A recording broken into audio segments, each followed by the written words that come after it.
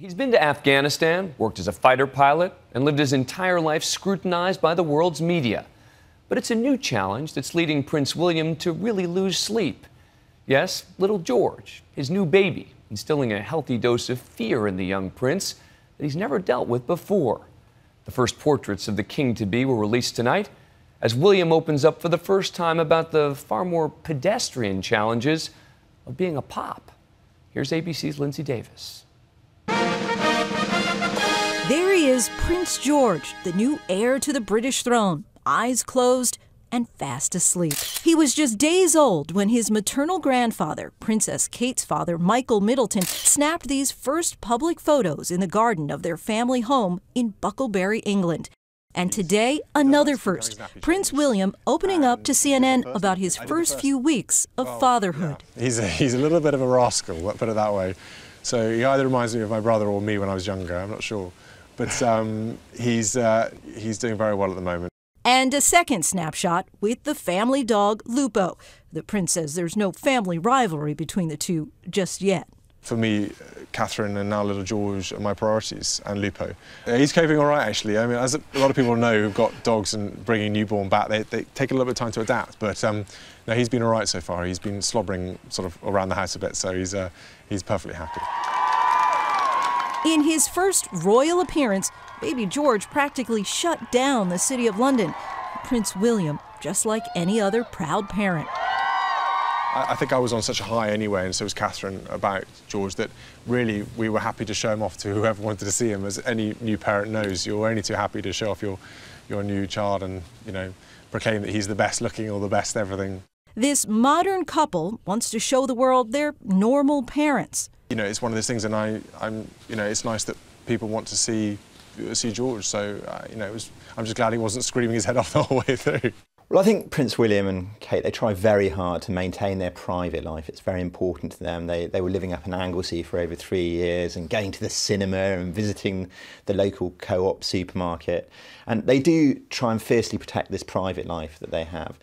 But, you know, when they're back in London, they are in the public eye, under the glare of the world's media. And, you know, releasing a photo like this is their way of trying to put across that they are a normal family, or as normal as possible. Prince William wants to be a hands-on dad, from putting the car seat into place in front of the world. I had to practice, I really did. I was terrified that I was going to do some, you know, it was going to fall off, or the door wasn't going to close properly. To driving his wife and new son home from the hospital. Well, the fact that Prince William had to put the future King of England in the car seat in the back of the Range Rover under the glare of the world's media was a pretty surreal situation. But William is keen to try and stamp a sense of normality on what is essentially not a normal situation. But he's fiercely protective of his family and his private life, and trying to do things in his own way is very important to him. I think the last few weeks for me have been a very different emotional experience, something I never thought I would feel myself.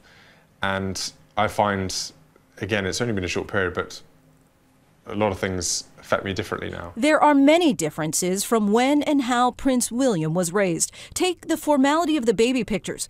Quite a relaxed setting with Prince George compared to this photo of a considerably older Prince William after his christening with his father and mother, Princess Diana. These newly released baby pictures of Prince George come less than 2 weeks shy of the 16th anniversary of her death.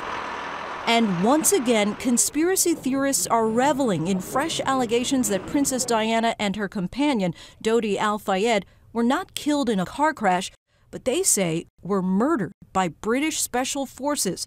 Scotland Yard is now looking into the sensational claim that Diana's death was not an accident. A new book, set to be self-published next week by author Alan Power, claims the British government had Diana killed because they saw her as a threat. While the Scotland Yard says it's scoping the new information, officials say they're not opening up a new investigation. Think of it this way. Imagine if somebody came up and said, I have evidence, new evidence about the Kennedy assassination. Would we just say, oh, forget about it, it's obviously not true? No, we'd investigate it. In the meantime, Prince William says he's attempting to live as normal a life as possible, very much reminiscent of his mother. I'm as independent as I want to be, and same as Catherine and Harry. We've all grown up, you know, differently to our other generations, and I very much feel if I can do it myself, I want to do it myself. Prince Harry was just in Angola earlier this week, following in his mother's charitable footsteps. He surveyed the area that is still plagued by dangerous landmines. And last week, Prince William took a few days' leave from his parental duties to attend an agricultural show in Wales. But he's already beginning to sound more like a dad than a prince. And let's face it, how many princes change diapers? Prince William calls it a badge of honor that he was the first to change baby George's diaper, or as they call it in the UK, a nappy. I wasn't allowed to get away with it. I had every midwife staring at me going, you do it, you do it. He's a little, he's growing quite quickly actually, but he's a little fighter. He kind of he wriggles around quite a lot, and he doesn't want to go to sleep that much, which is a little bit of a problem. Prince William's already thinking about passing down the values his father instilled in him, like protecting endangered species in Africa. At this rate, I'll probably whisper sweet nothings in his ear. I'll have toy elephants and rhinos around the room. We'll cover it in sort of, lots of bushes and things like that, make him grow him up as if he's in the bush. That is, until he's old enough to take him on a royal safari. But that's the least of his concerns for now. At the moment, the only legacy I want to pass on to him is to sleep more and maybe not have to change his nappy quite so many times. But don't be fooled by baby George's quiet slumber in this photo. Well, as a few fathers might know, I'm actually quite looking forward to going back to work now. For Nightline, I'm Lindsay Davis in New York.